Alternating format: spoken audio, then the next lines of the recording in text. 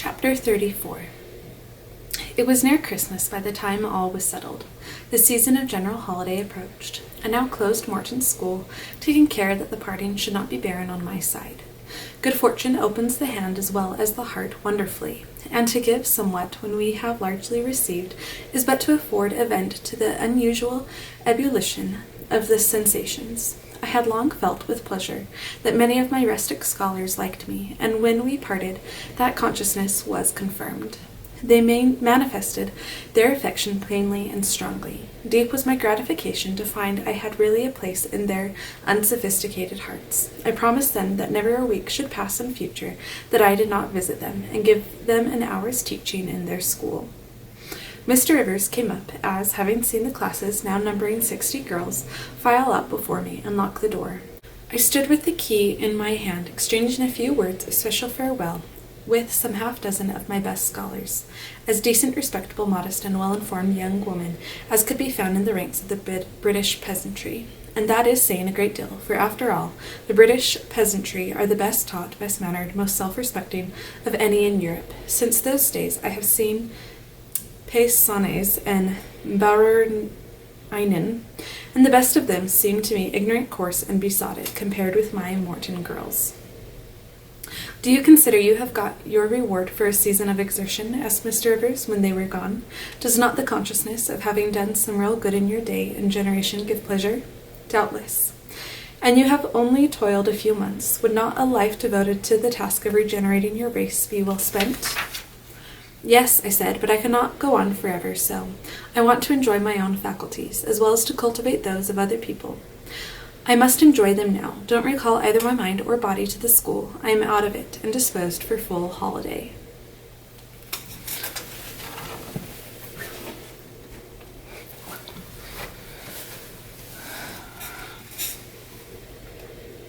He looked grave. "What now? What sudden eagerness is this you evince? What are you going to do?" "To be active as I can, and first I must beg you to set Hannah at liberty and get somebody else to wait on you." "Do you want her?" "Yes, to go with me to Moor House. Diana and Mary will be at home in a week, and I want to have everything in order against their arrival." "I understand. I thought you were for flying off on some excursion. It is better so. Hannah shall go with you.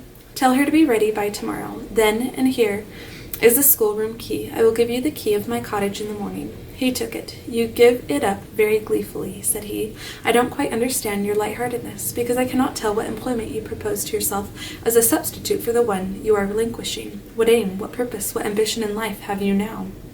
"My first aim will be to clean down. Do you comprehend the full force of the expression? To clean down Moor House, from chamber to cellar. My next to rub it up with beeswax, oil, and an indefinite number of cloths, till it glitters again. My third, to arrange every chair, table, bed, carpet, with mathematical precision. Afterwards I shall go near to ruin you in coals and peat, to keep up good fires in every room. And lastly, the 2 days preceding that on which your sisters are expected will be devoted by Hannah and me to such a beating of eggs, sorting of currants, grating of spices, compounding of Christmas cakes, chopping up of materials for mince pies, and solemnizing of other culinary rites as words can convey but an inadequate notion of to the uninitiated like you. My purpose, in short, is to have all things in an absolutely perfect state of readiness for Diana and Mary before next Thursday, and my ambition is to give them a beau deal of a welcome when they come." St. John smiled slightly. Still he was dissatisfied. "It is all very well for the present," said he, "but seriously, I trust that when the first flush of vivacity is over, you will look a little higher than domestic endearments and household joys." "The best things the world has," I interrupted. "No, Jane, no, this world is not the scene of fruition. Do not attempt to make it so, nor of rest. Do not turn slothful. I mean, on the contrary, to be busy. Jane, I excuse you for the present. 2 months' grace I allow you for the full enjoyment of your new position, and for pleasing yourself with this late-found charm of relationship. But then I hope you will begin to look beyond Moor House and Morton and sisterly society, and the selfish calm and sensual comfort of civilized affluence. I hope your energies will then once more trouble you with their strength."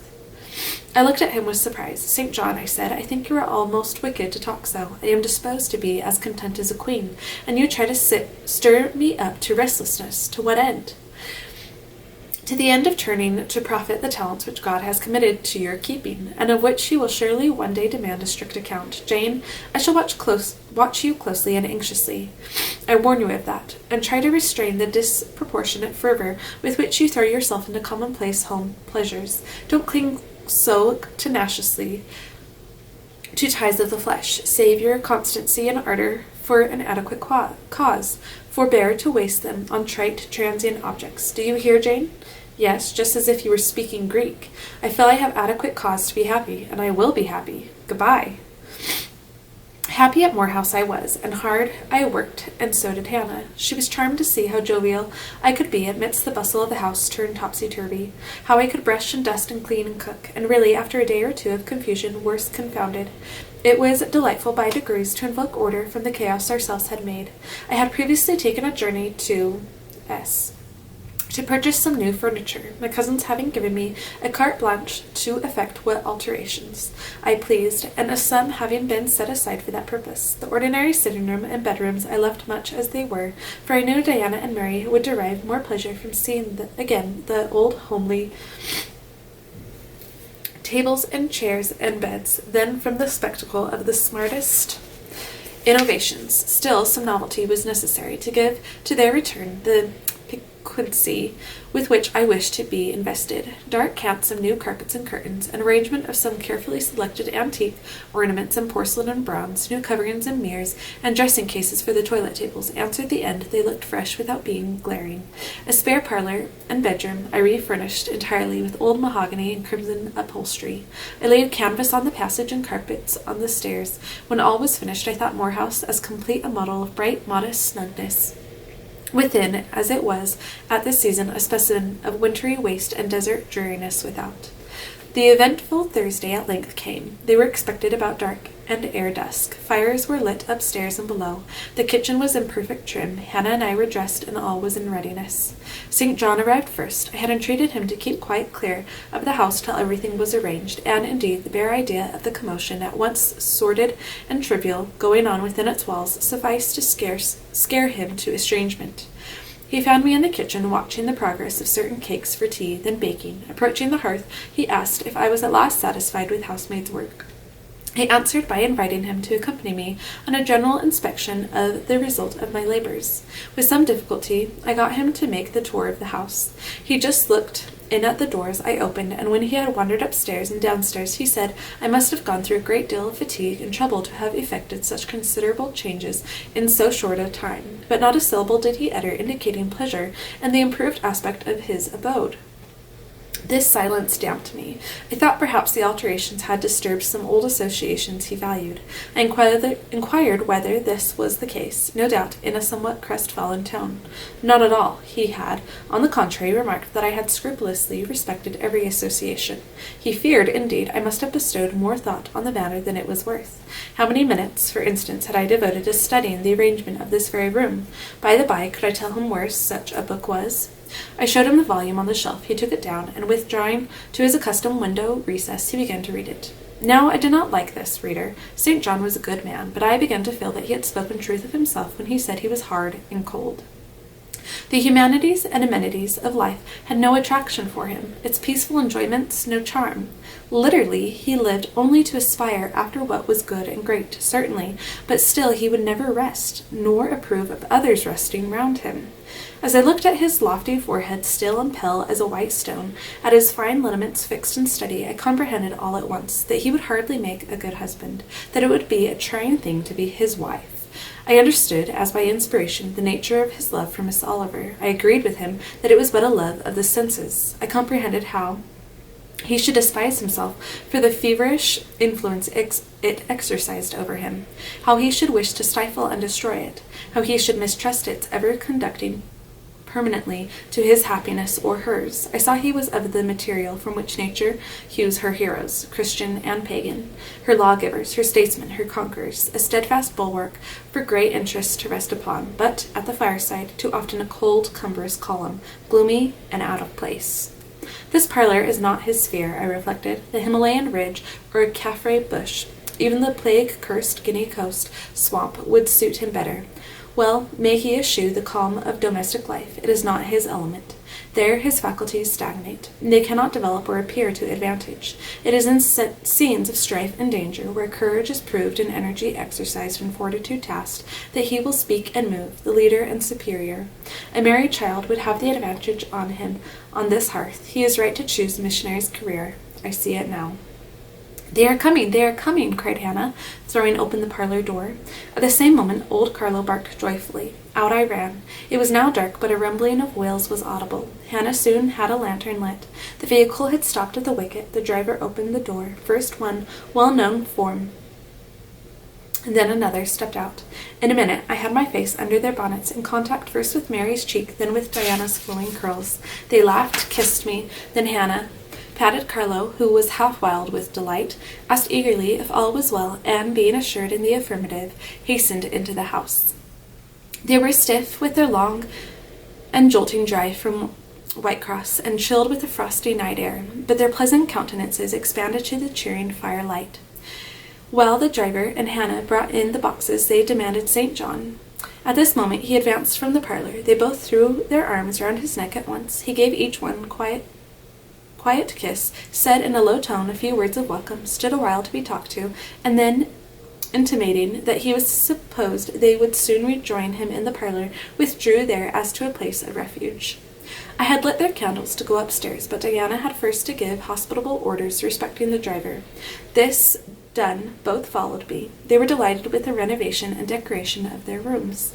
With the new drapery, the fresh carpets, and rich-tinted china vases, they expressed their gratification ungrudgingly. I had the pleasure of feeling that my arrangements met their wishes exactly, and that what I had done added a vivid charm to their joyous return home. Sweet was that evening. My cousins, full of exhilaration, were so eloquent in narrative and comment that their fluency covered St. John's taciturnity. He was sincerely glad to see his sisters, but in their glow of fervor and flow of joy he could not sympathize. The event of the day, that is, the return of Diana and Mary, pleased him, but the accompaniments of that event, the glad tumult, the garrulous glee of reception, irked him. I saw he wished that the calmer morrow was come. In the very meridian of the night's enjoyment, about an hour after tea, a rap was heard at the door. Hannah entered with the intimation that a poor lad was come at that unlikely time to fetch Mr. Rivers to see his mother, who was drawing away. Where does she live, Hannah? Clear up at Whitecross Brow, almost 4 miles off, and moor and moss all the way. Tell him I will go. I am sure, sir, you had better not. It's the worst road to travel after dark that can be. There's no track at all over the bog, and then it is such a bitter night, the keenest wind you ever felt. You had better send word, sir, that you will be there in the morning. But he was already in the passage, putting on his cloak, and without one objection, one murmur, he departed. It was then 9 o'clock. He did not return till midnight. Starved and tired enough he was, but he looked happier than when he set out. He had performed an act of duty, made an exertion, felt his own strength to do and deny, and was on better terms with himself. I am afraid the whole of the ensuing week tried his patience. It was Christmas week. We took to no settled employment, but spent it in a sort of merry domestic dissipation.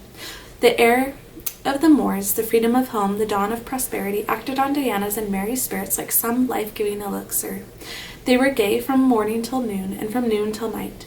They could always talk, and their discourse, witty, pithy, original, had such charms for me that I preferred listening to and sharing in it to doing anything else. St. John did not rebuke our vivacity, but he escaped from it. He was seldom in the house, his parish was large, the population scattered, and he found daily business in visiting the sick and poor in its different districts.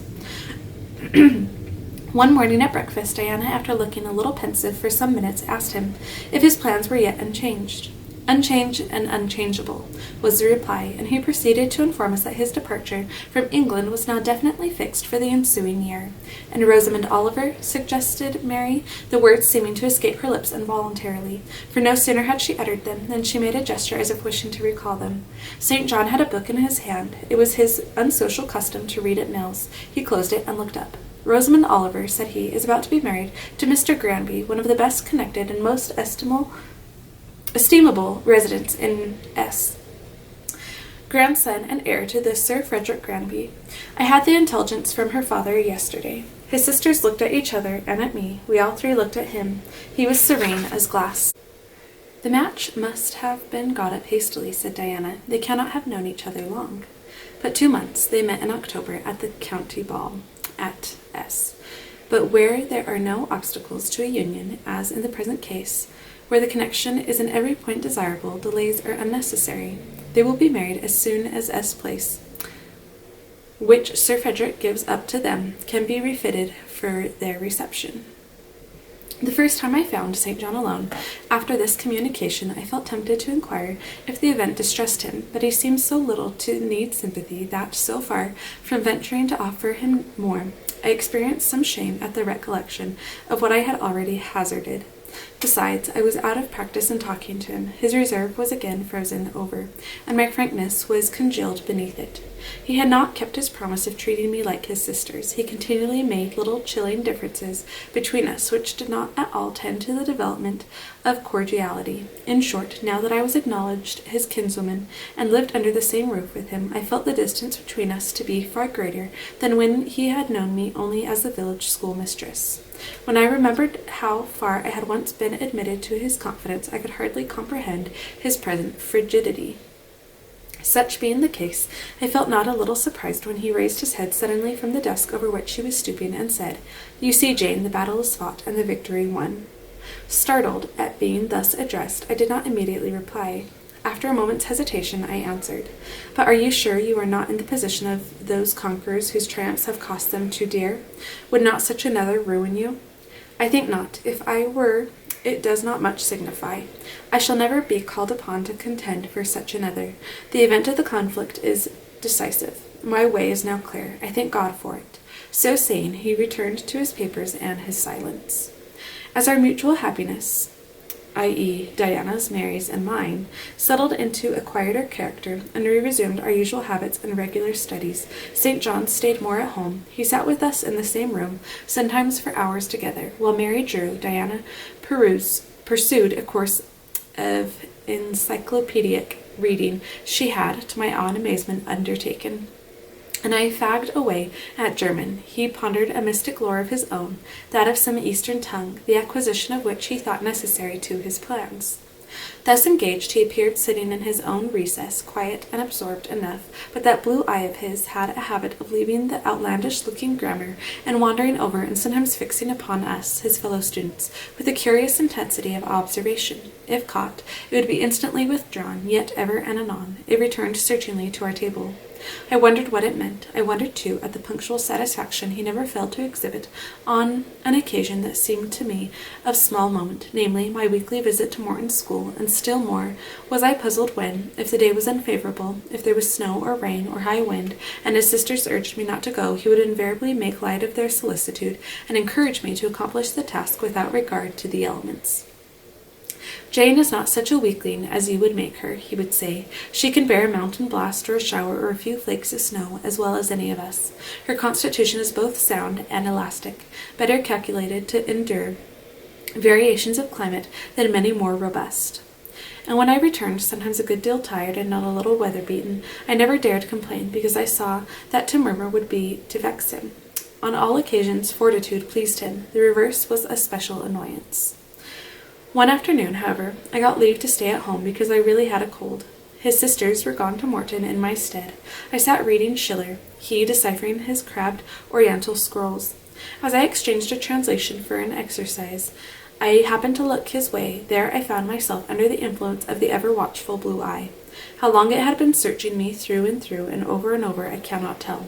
So keen was it, and yet so cold. I felt for the moment superstitious, as if I were sitting in the room with something uncanny. "Jane, what are you doing?" "Learning German." "I want you to give up German and learn Hindustani." "You are not in earnest?" "In such earnest that I must have it so, and I will tell you why." He then went on to explain that Hindustani was a language he was himself at present studying, that as he advanced he was apt to forget the commencement, that it would assist him greatly to have a pupil with whom he might again and again go over the elements, and so fix them thoroughly in his mind, that his choice had hovered for some time between me and his sisters, but that he had fixed on me because he saw I could sit at a task the longest of the three. Would I do him this favour? I should not, perhaps, have to make the sacrifice long, as it wanted now barely 3 months to his departure. St. John was not a man to be lightly refused. You felt that every impression made on him, either for pain or pleasure, was deep-graved and permanent. I consented. When Diana and Mary returned, the former found her scholar transferred from her to her brother. She laughed, and both she and Mary agreed that St. John should never have persuaded them to such a step. He answered quietly, "I knew it." I found him a very patient, very forbearing, and yet an exacting master. He expected me to do a great deal, and when I fulfilled his expectations, he, in his own way, fully testified his approbation. By degrees, he acquired a certain influence over me that took away my liberty of mind. His praise and notice were more restraining than his indifference. I could no longer talk or laugh freely when he was by, because a tiresomely importunate instinct reminded me that vivacity, at least in me, was distasteful to him. I was so fully aware that only serious moods and occupations were acceptable, that in his presence every effort to sustain or follow any other became vain. I fell under a freezing spell. When he said go, I went. Come, I came. Do this, I did it. But I did not love my servitude. I wished many a time he had continued to neglect me. One evening, when at bedtime his sisters and I stood round him, bidding him good night, he kissed each of them, as was his custom, and as was equally his custom, he gave me his hand. Diana, who chanced to be in a frolicsome humour, she was not painfully controlled by his will, for hers, in another way, was as strong, exclaimed, "St. John, you used to call Jane your third sister, but you don't treat her as such. You should kiss her too." She pushed me towards him. I thought Diana very provoking, and felt uncomfortably confused, and while I was thus thinking and feeling, St. John bent his head. His great face was brought to a level with mine. His eyes questioned my eyes piercingly. He kissed me. There are no such things as marble kisses or ice kisses. I should say in my ecclesiastical cousin's salute belonged to one of these classes. But there may be experiment kisses, and his way was an experiment kiss. When given, he viewed me to learn the result. It was not striking. I am sure I did not blush. Perhaps I might have turned a little pale, for I felt as if this kiss were a seal affixed to my fetters. He never omitted the ceremony afterwards, and the gravity and quiescence with which I underwent it seemed to invest it for him with a certain charm. As for me, I daily wished more to please him, but to do so I felt daily more and more that I must disown half my nature, stifle half my faculties, wrest my tastes from their original bent, force myself to the adoption of pursuits for which I had no natural vocation. He wanted to train me to an elevation I could never reach. It racked me hourly to aspire to the standard he uplifted. The thing was as impossible as to mold my irregular features to his correct and classic pattern, to give my changeable green eyes the sea-blue tint and solemn luster of his own. Not his ascendancy alone, however, held me in thrall at present. Of late, it had been easy enough for me to look sad, and cankering evil sat at my heart and drained my happiness at its source, the evil of suspense. Perhaps you think I had forgotten Mr. Rochester, reader, amidst these changes of place and fortune. Not for a moment. His idea was still with me, because it was not a vapour sunshine could disperse, nor a sand-traced effigy storms could wash away. It was a name graven on a tablet, fated to last as long as the marble it inscribed. The craving to know what had become of him followed me everywhere. When I was at Morton, I re-entered my cottage every evening to think of that, and now at Moor House I sought my bedroom each night to brood over it. In the course of my necessary correspondence with Mr. Briggs about the will, I had inquired if he knew anything of Mr. Rochester's present residence and state of health, but as St. John had conjectured, he was quite ignorant of all concerning him. I then wrote to Mrs. Fairfax, entreating information on the subject. I had calculated with certainty on this step answering my end. I felt sure it would elicit an early answer. I was astonished when a fortnight passed without reply, but when 2 months wore away, day after day the post arrived and brought nothing for me, I fell a prey to the keenest anxiety. I wrote again. There was a chance of my first letter having missed. Renewed hope followed renewed effort. It shone like the former for some weeks, then it faded, flickered. Not a line, not a word reached me. In half a year wasted in vain expectancy, my hope died out, and then I felt dark indeed. A fine spring shone round me, which I could not enjoy. Summer approached. Diana tried to cheer me. She said I looked ill, and wished to accompany me to the seaside. This St. John opposed. He said I did not want dissipation. I wanted employment. My present life was too purposeless. I required an aim, and I suppose by way of supplying deficiencies, he prolonged still further my lessons in Hindostani, and grew more urgent in requiring their accomplishment, and I, like a fool, never thought of resisting him. I could not resist him. One day I had come to my studies in lower spirits than usual.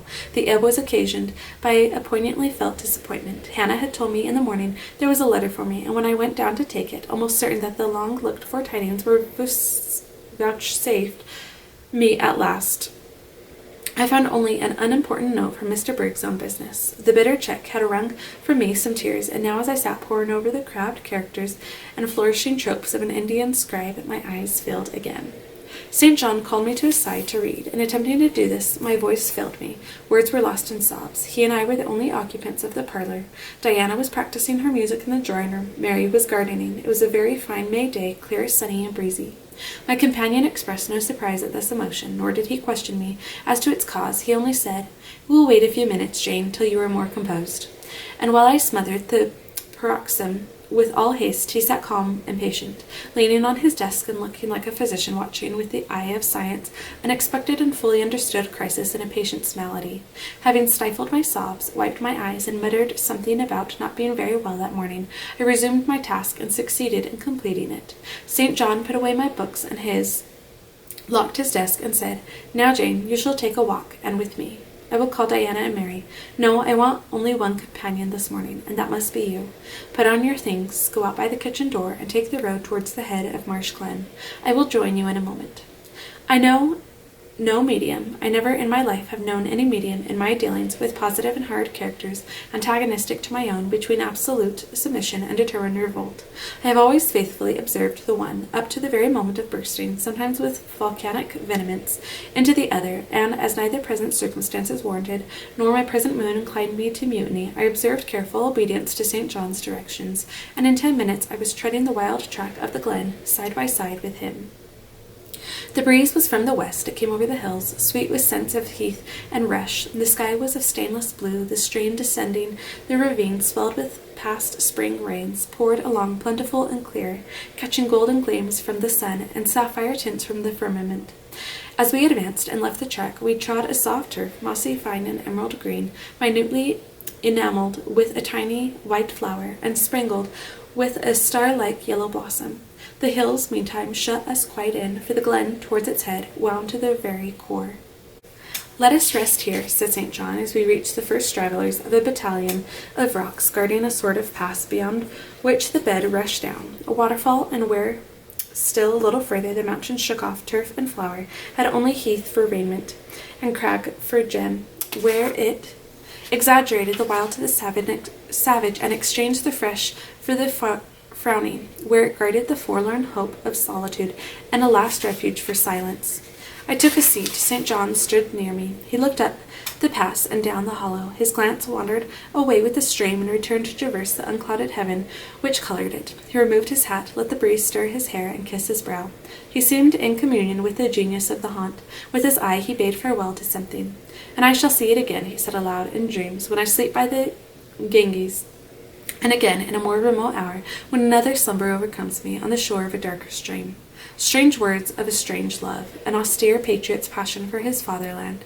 He sat down for half an hour. We never spoke, neither he to me nor I to him. That an interval passed, he recommenced. "Jane, I go in 6 weeks. I have taken my berth in an East Indiaman which sails on the 20th of June.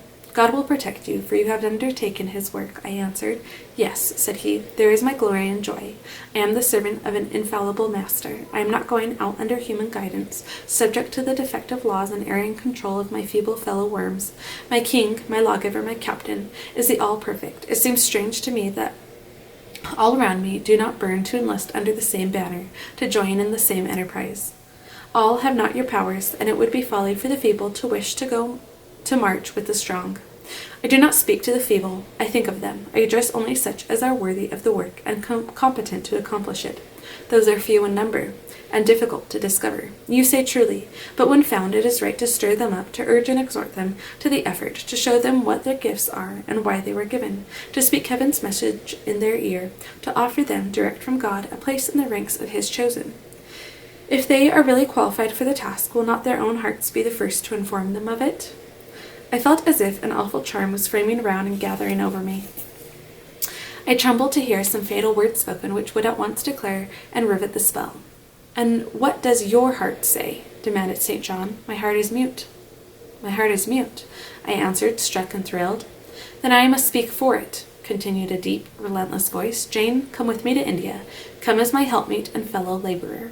The glen and sky spun round, the hills heaved. It was as if I had heard a summons from heaven, as if a visionary messenger, like him of Macedonia, had announced, come over and help us. But I was no apostle. I could not behold the herald. I could not receive his call. Oh, St. John, I cried, have some mercy. I appealed to one who, in the discharge of what he believed his duty, knew neither mercy nor remorse. He continued, God and nature intended you for a missionary's wife. It is not personal, but mental endowments they have given you. You are formed for labor, not for love. The missionary's wife you shall be. You shall be mine. I claim you, not for my pleasure, but for the sovereign's service. I am not fit for it. I have no vocation, I said. He had calculated on these first objections. He was not irritated by them. Indeed, as he leaned back against the crack behind him, folded his arms on his chest, and fixed his countenance, I saw he was prepared for a long and trying opposition, and had taken in a stock of patience to last him to its close, resolved, however, that close should be conquest for him. Humility, Jane, said he, is the groundwork of Christian virtues. You say right that you are not fit for the work. Who is fit for it, or who, that ever was truly called, believed himself worthy of the summons? I, for instance, am but dust and ashes. With St. Paul I acknowledge myself the chiefest of sinners, but I do not suffer this sense of my personal vileness to daunt me.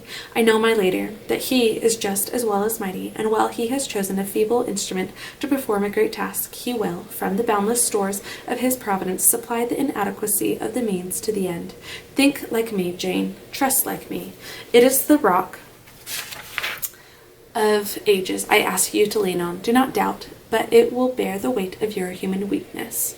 I do not understand a missionary's life. I have never studied missionary labors. There I, humble as I am, can give you the aid you want. I can set you your task from hour to hour, stand by you always, help you from moment to moment. This I could do in the beginning. Soon, for I know your powers, you would be as strong and apt as myself, and would not require my help. But my powers, where are they for this undertaking? I do not feel them. Nothing speaks or stirs in me while you talk. I am sensible of no light kindling, no life quickening, no voice counseling or cheering. Oh, I wish I could make you see how much my mind is at this moment like a rayless dungeon, with one shrinking fear fettered in its depths, the fear of being persuaded by you to attempt what I cannot accomplish. I have an answer for you. Hear it. I have watched you ever since we first met. I have made you my study for 10 months. I have proved you in that time by sundry tests, and what I have seen and elicited in the village school I found you could perform well, punctually, uprightly, labor uncongenial to your habits and inclinations. I saw you could perform it with capacity and tact. You could win while you controlled. In the calm with which you learnt, you had become suddenly rich. I read a mind clear of the vice of Demas. Lucre had no undue power over you. In the resolute readiness with which you cut your wealth into 4 shares, keeping but one to yourself and relinquishing the 3 others to the claim of abstract justice, I recognized a soul that revelled in the flame and excitement of sacrifice, and the tractability with which, at my wish, you forsook a study in which you were interested, and adopted another because it interested me, and the untiring assiduity with which you have since persevered in it, in the unflagging energy and unshaken temper with which you have met its difficulties. I acknowledge the complement of these qualities I seek. Jane, you are docile, diligent, disinterested, faithful, constant, and courageous, very gentle and very heroic. Cease to mistrust yourself. I can trust you unreservedly. As a conductress of Indian schools and a helper amongst Indian women, your assistance will be to me invaluable. My iron shroud contracted round me. Persuasion advanced with slow, sure step. Shut my eyes as I would, these last words of his succeeded in making the way, which had seemed blocked up, comparatively clear. My work, which had appeared so vague, so hopelessly diffuse, condensed itself as he proceeded, and assumed a definite form under his shaping hand. He waited for an answer. I demanded a quarter of an hour to think before I again hazarded a reply. Very willingly, he rejoined, and rising he strode a little distance up the pass, threw himself down on a swell of heath, and there lay still. I can do what he wants me to do. I am forced to see and acknowledge that, I meditated. That is, if life be spared me. But I feel mine is not the existence to be long protracted under an Indian sun. What then? He does not care for that When my time came to die, he would resign me in all serenity and sanctity to the God who gave me to him. The case is very plain before me. In leaving England, I should leave a loved but empty land. Mr. Rochester is not there, and if he were, what can that ever be to me? My business is to live without him now, nothing so absurd, so weak, as to drag on from day to day, as if I were awaiting some impossible change in circumstances which might reunite me to him. Of course, as St. John once said, I must seek another interest in life to replace the one lost. It is not the occupation he now offers me truly the most glorious man can adopt or God assign? Is it not, by its noble cares and sublime results, the one best calculated to fill the void left by uptorn affections and demolished hopes? I believe I must say yes, and yet I shudder. Alas, if I join St. John, I abandon half myself. If I go to India, I go to premature death. And how will the interval between leaving England for India and India for the grave be filled? Oh, I know well. That, too, is very clear to my vision. By straining to satisfy St. John till my sinews ache, I shall satisfy him to the finest central point and furthest outward circle of his expectations. If I do go with him, if I do make the sacrifice he urges, I will make it absolutely. I will throw all on the altar, heart, vitals, the entire victim. He will never love me, but he shall approve me, and I will show him energies he has not yet seen, resources he has never suspected. Yes, I can work as hard as he can, and with as little grudging. Consent, then, to his demand is possible. But for one dreadful item, it is that he asks me to be his wife, and has no more of a husband's heart for me than that frowning giant of a rock down which the stream is foaming in yonder gorge. He prizes me as a soldier would a good weapon, and that is all. Unmarried to him, this would never grieve me, but can I let him complete his calculations, coolly put into practice his plans, go through the wedding ceremony? Can I receive from him the bridal ring, endure all the forms of love, which I doubt not he would scrupulously observe, and know that the spirit was quite absent? Can I bear the consciousness that every endearment he bestows is a sacrifice made on principle? No, such a martyrdom would be monstrous. I will never undergo it. As his sister, I might accompany him, not as his wife. I will tell him so. I looked towards the knoll, where there he lay, still as a prostrate column, his face turned to me, his eye beaming, watchful and keen. He started to his feet and approached me. I am ready to go to India if I may go free. Your answer requires a commentary, he said. It is not clear.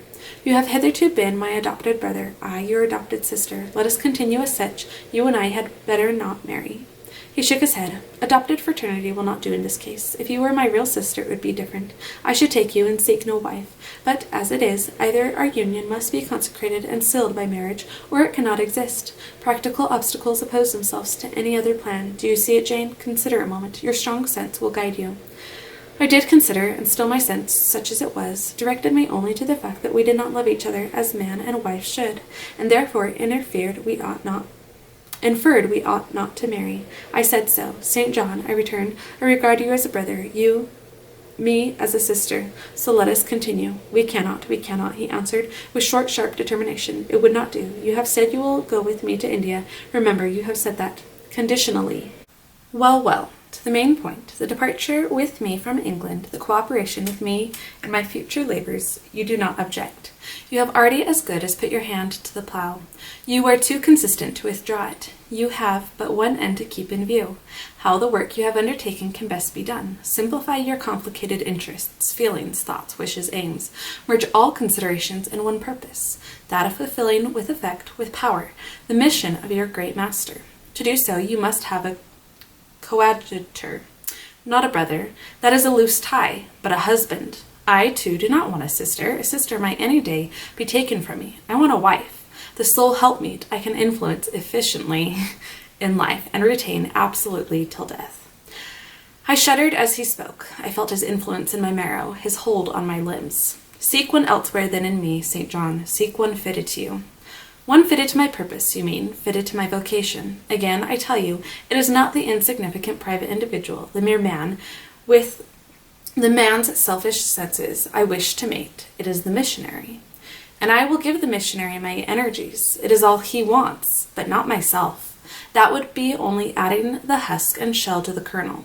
For them he has no use. I retain them. You cannot, you ought not. Do you think God will be satisfied with half an oblation? Will he accept a mutilated sacrifice? It is the cause of God I advocate. It is under his standard I enlist you. I cannot accept on his behalf a divided allegiance. It must be entire. Oh, I will give my heart to God, I said. You do not want it. I will not swear, reader, that there was not something of repressed sarcasm both in the tone in which I uttered this sentence and in the feeling that accompanied it. I had silently feared St. John till now, because I had not understood him. He had held me in awe, because he had held me in doubt. How much of him was saint, how much mortal, I could not heretofore tell. But revelations were being made in this conference. The analysis of his nature was proceeding before my eyes. I saw his fallibilities. I comprehended them. I understood that, sitting there where I did, on the bank of heath, and with that handsome form before me, I sat at the feet of a man erring as I. The veil fell from his hardness and despotism. Having felt in him the presence of these qualities, I felt his imperfection, and took courage. I was with an equal, one with whom I might argue, one whom, if I saw good, I might resist. He was silent after I had uttered the last sentence, and I presently risked an upward glance at his countenance. His eye, bent on me, expressed at once stern surprise and keen inquiry.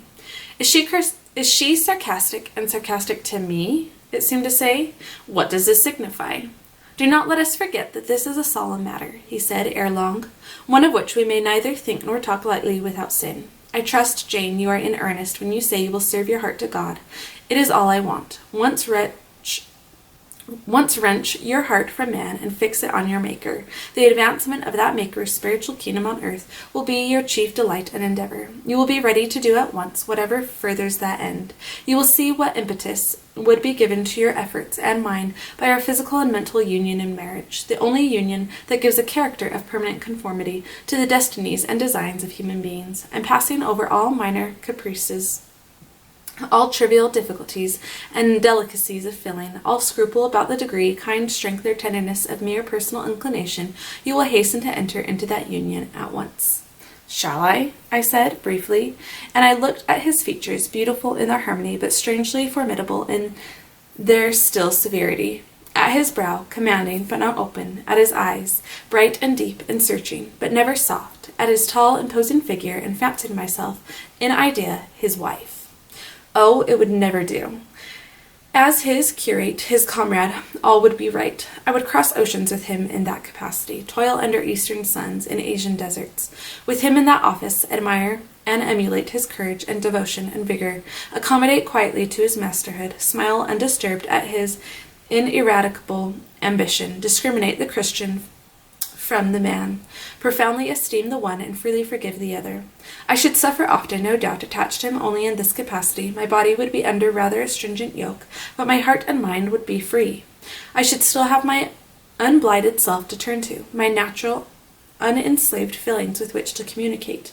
In moments of loneliness, there would be recesses in my mind which would be only mine, to which he never came, and sentiments growing there fresh and sheltered, which his austerity could never blight, nor his measured warrior march trample down. But as his wife, at his side always, and always restrained and always checked, forced to keep the fire of my nature continually low, to compel it to burn inwardly and never utter a cry, though the imprisoned flame consumed vital after vital, this would be unendurable.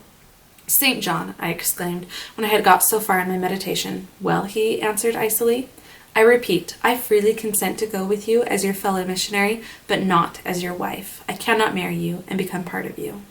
A part of me you must become, he answered steadily, otherwise the whole bargain is void. How can I, a man not yet 30, take out with me to India a girl of 19, unless she be married to me? How can we be forever together, sometimes in solitude, sometimes amidst savage tribes, and unwed? Very well, I said shortly, under the circumstances quite as well as if I were either your real sister or a man and a clergyman like yourself. It is known that you are not my sister. I cannot introduce you as such. To attempt it would be to fasten injurious suspicions on us both. And for the rest, though you have a man's vigorous brain, you have a woman's heart, and it would not do. It would do, I affirmed with some disdain, perfectly well. I have a woman's heart, but not where you are concerned. For you, I have only a comrade's consistency, a fellow soldier's frankness, fidelity, fraternity. If you like, a neophyte's respect and submission to his hierophant. Nothing more. Don't fear. It is what I want, he said, speaking to himself. It is just what I want, and there are obstacles in the way. They must be hewn down. Jane, you would not repent marrying me. Be certain of that. We must be married. I repeat it. There is no other way, and undoubtedly enough of love would follow upon marriage to render the union right even in your eyes. I scorn your idea of love. I could not help saying as I rose up and stood before him, leaning my back against the rock. I scorn the counterfeit sentiment you offer. Yes, St. John, and I scorn you when you offer it. He looked at me fixedly, compressing his well-cut lips while he did so. Whether he was incensed or surprised, or what, it was not easy to tell. He could command his countenance thoroughly. I scarcely expected to hear that expression from you, he said. I think I have done and uttered nothing to deserve scorn. I was touched by his gentle tone and overawed by his high, calm mien. Forgive me the words, St. John, but it is your own fault that I have been roused to speak so unguardedly.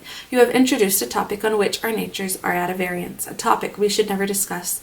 The very name of love is an apple of discord between us. If the reality were required, what should we do? How should we feel? My dear cousin, abandon your scheme of marriage. Forget it. No, said he, it is a long-cherished scheme, and the only one which can secure my great end. But I shall urge you no further at present. Tomorrow I leave for Cambridge. I have many friends there to whom I wish to say farewell. I shall be absent a fortnight. Take that space of time to consider my offer, and do not forget that if you reject it, it is not me you deny, but God. Through my means he opens to you a noble career. As my wife only can you enter upon it. Refuse to be my wife, and you limit yourself forever to a track of selfish ease and barren obscurity. Tremble lest in that case you should be numbered with those who have denied the faith and who are worse than infidels. He had done. Turning from me, he once more looked to river, looked to hill. But this time his feelings were all pent in his heart. I was not worthy to hear them uttered. As I walked by his side homeward, I read well in his iron silence all he felt towards me, the disappointment of an austere and despotic nature, which has met resistance where it expected submission, the disapprobation of a cool and flexible judgment which has detected in another feelings and views in which it has no power to sympathize. In short, as a man he would have wished to coerce me into obedience. It was only as a sincere Christian he bore so patiently with my perversity, and allowed so long a space for reflection and repentance. That night, after he had kissed his sisters, he thought proper to forget even to shake hands with me, but left the room in silence. I, who, though I had no love, had much friendship for him, was hurt by the marked omission, so much hurt that tears started to my eyes. I see you and St. John have been quarrelling, Jane, said Diana, during your walk on the moor, but go after him. He is now lingering in the passage, expecting you. He will make it up. I have not much pride under such circumstances. I would always rather be happy than dignified, and I ran after him. He stood at the foot of the stairs. Good night, St. John, said I. Good night, Jane, he replied calmly. Then shake hands, I added. What a cold, loose touch he impressed on my fingers. He was deeply displeased by what had occurred that day. Cordiality would not warm, nor tears move him. No happy recollection was to be had with him, no cheering smile or generous word, but still the Christian was patient and placid. And when I asked him if he forgave me, he answered that he had not in the habit of cherishing the remembrance of vexation, that he had nothing to forgive, not having been offended. And with that answer he left me. I would much rather he had knocked me down.